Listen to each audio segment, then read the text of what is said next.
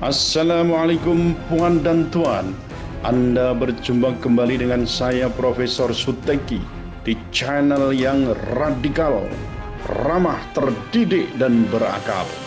Puan dan tuan dijamin tidak akan merugi mengikuti channel ini, maka jangan lupa untuk subscribe, like, comment, and share.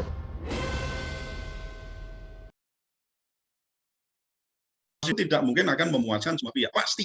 Tapi bagaimana kita meminimalkan, ya kan, masukan dari buruh, ya kan, masih tinggi kan itu waktu itu, ya kan. Ini yang melakukan judicial review juga salah satunya organisasi buruh loh, yang ke MK itu sekarang, ya kan. Nah, itu diwadahi, ditunda dulu, kan itu kan, dibicarakan dulu. Ayo, ini ada public hearing, ada macam-macam. Jangan lalu ngomong, loh saya sudah kok public hearing. Oh nyatanya mas itu tuh, yuk ada tapi nggak diadopsi. Nah misalnya begitu. Ini apa? Persoalan oligarki.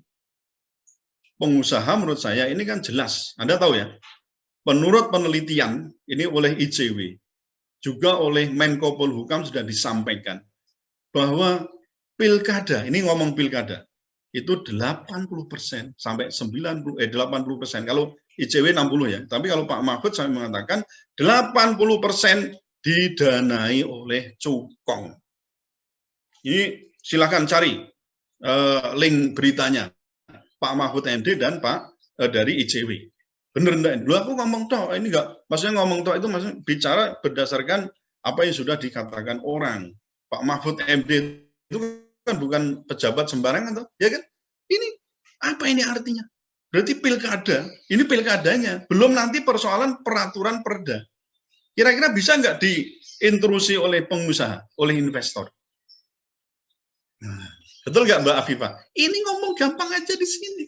Itu di-drive oleh pemilik modal di situ. Nah, jadi kita ya jangan bermimpi banyak kalau investasi di Indonesia itu betul-betul untuk kesejahteraan rakyat. Sebenarnya kalau kita lihat sistem perekonomian kita, mestinya ya berdasarkan pasal 33 itu, mestinya yang berkembang kan kooperasi. Betul nggak Mbak Khoirunisa? Kooperasi yang sesuai dengan itu. Atau minimal silahkan korporasi, tetapi kita terapkan namanya ESOP namanya. ESOP itu Employee Stock Ownership Program. Jadi apa? Program kepemilikan saham bersama di perusahaan. Apa artinya? Itu pegawai-pegawai, karyawan itu dikasih saham. Paham ya maksud saya? Punya saham. Atau minimal mungkin organisasi karyawannya di situ, organisasi pekerja, punya saham untuk perusahaan. Sehingga apa? Ada bargaining position.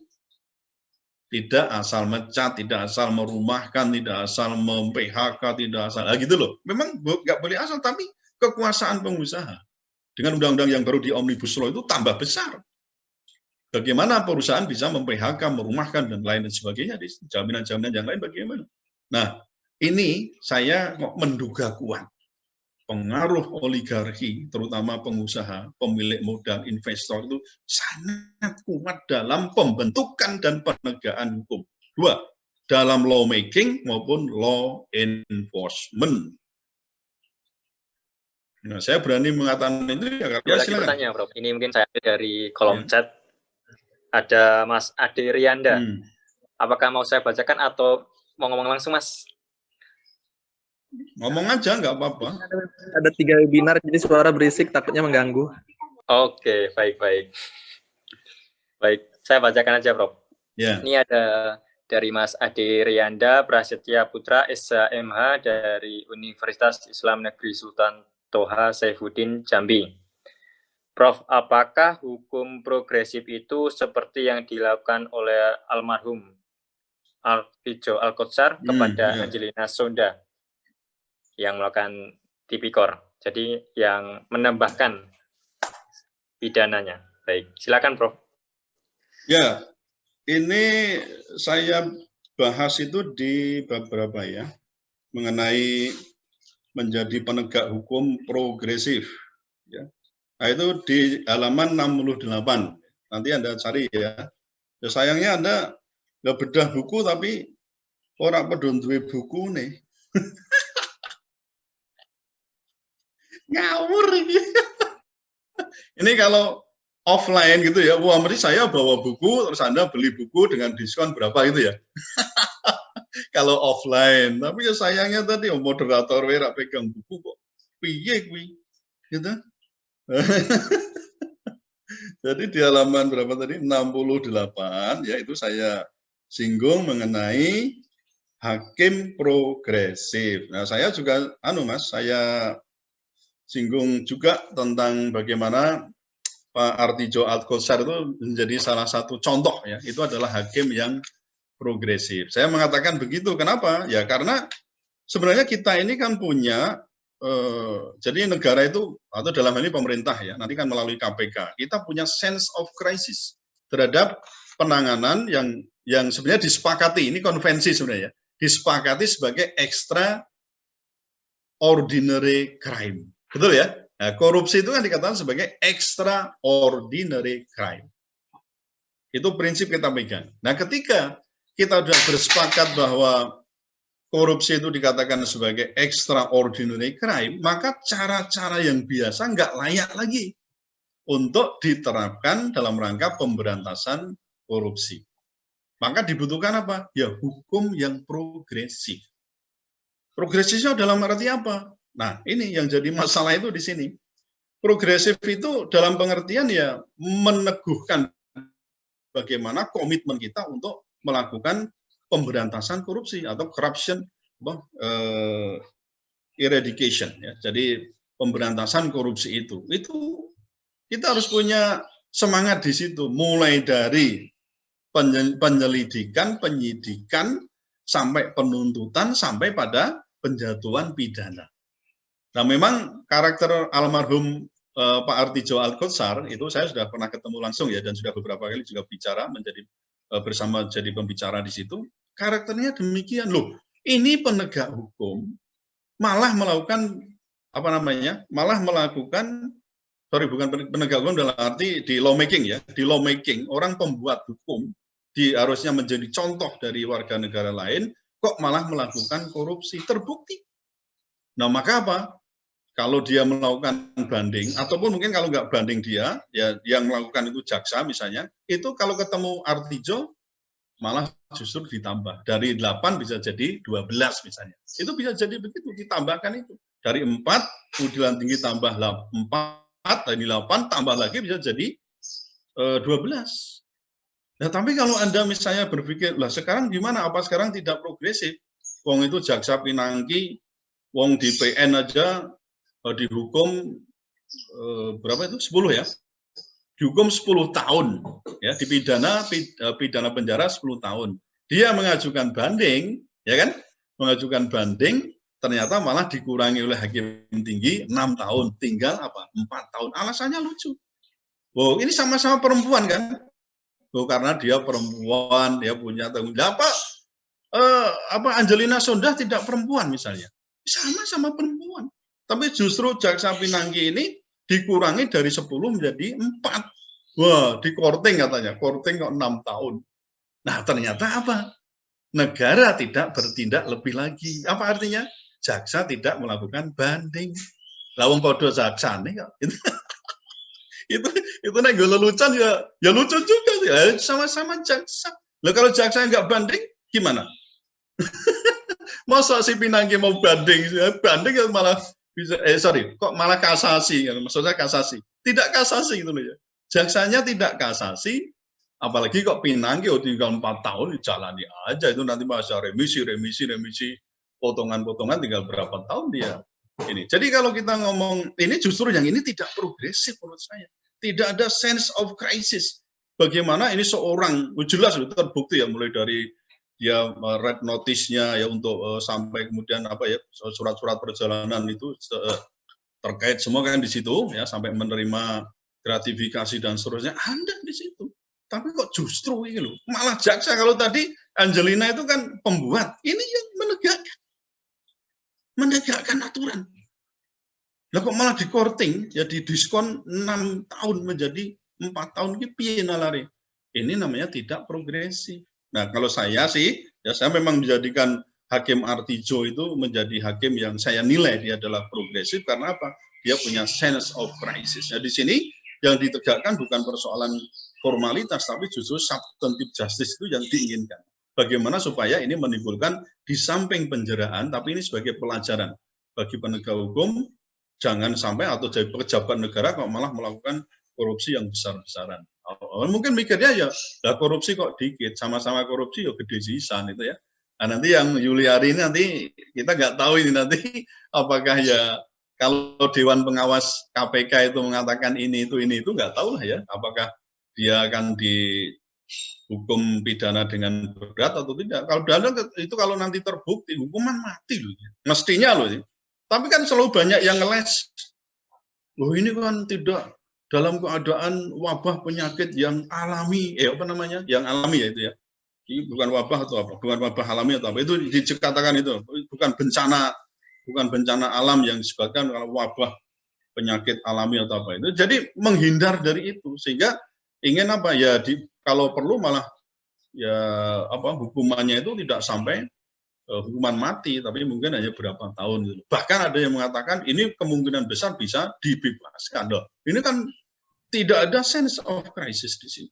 Nah, jadi kembali ke pertanyaan Mas, saya menilai Hakim Artijo almarhum itu adalah hakim yang punya pemikiran hukum progresif. Dan kebetulan yang bersangkutan ya Pak Artijo itu doktornya itu dari apa namanya, dari Undip yang mengembangkan memang hukum progresif. Ini kebetulan aja. Tapi ya saya yakin lah hakim-hakim yang lain atau jaksa yang lain ya mungkin ada yang berbuat itu, tapi di sisi lain memang ada yang tadi saya katakan malah tidak punya sense of crisis, dan itu berarti tidak progresif. Gitu Mas siapa tadi? Mas Ade ya? Mas Ade ya. Baik, semoga menjawab Mas Ade. Ini ada satu terakhir pertanyaan Prof. Dari Agus Hadi Saputra. Mas Agus, apakah mau langsung ataukah saya sampaikan? Oh, sepertinya saya sampaikan. Mas Agus mau menyampaikan langsung? Halo Mas Agus. Masih stay tune apa tidak? Masih ada.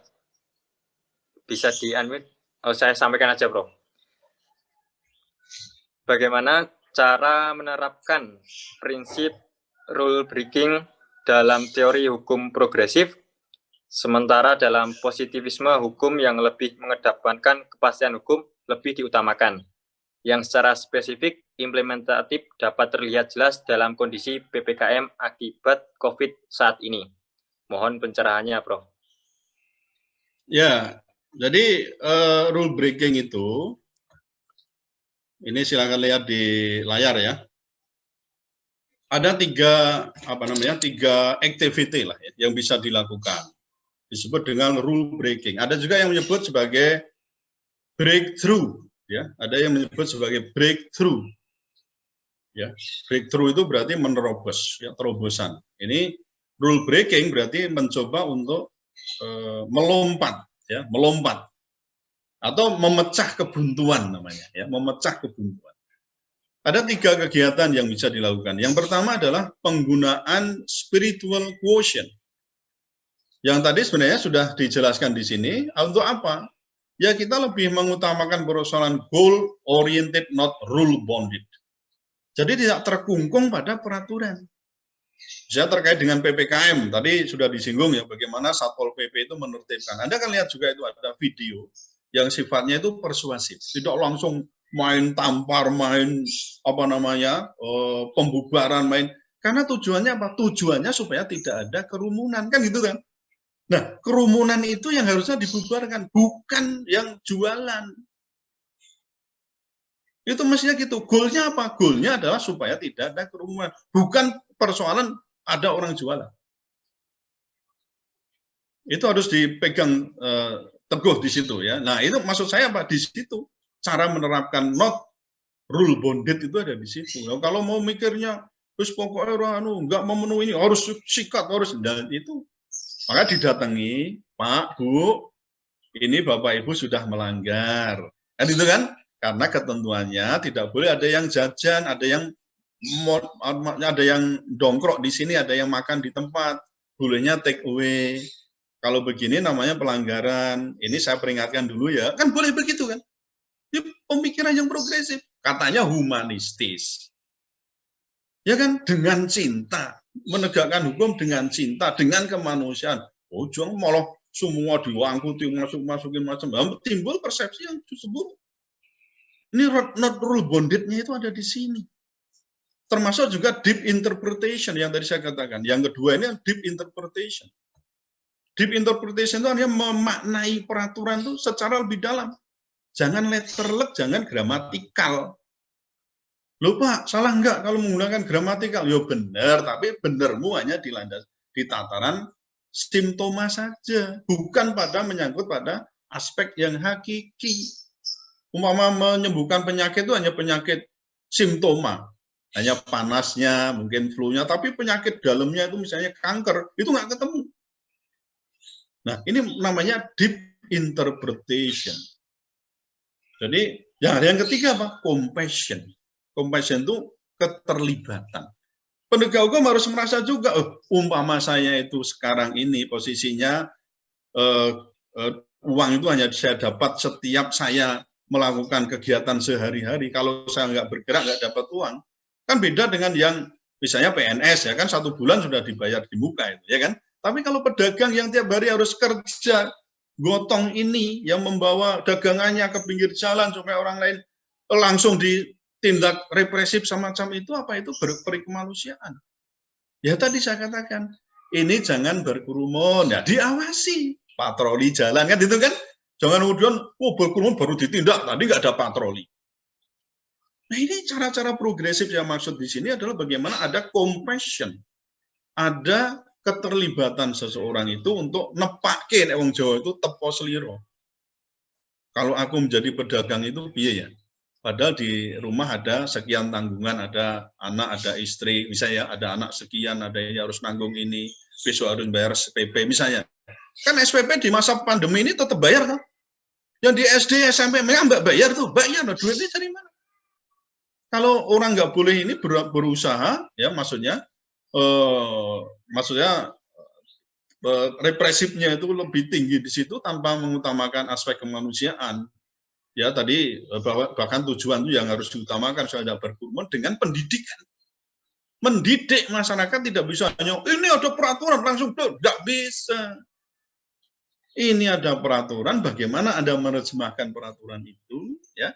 Kemudian menegakkan secara persuasif dulu. Kalau sudah persuasif diingatkan 1-2 kali enggak, baru Anda melakukan tindakan yang represif. Selama ini kan justru kadang munculnya begitu.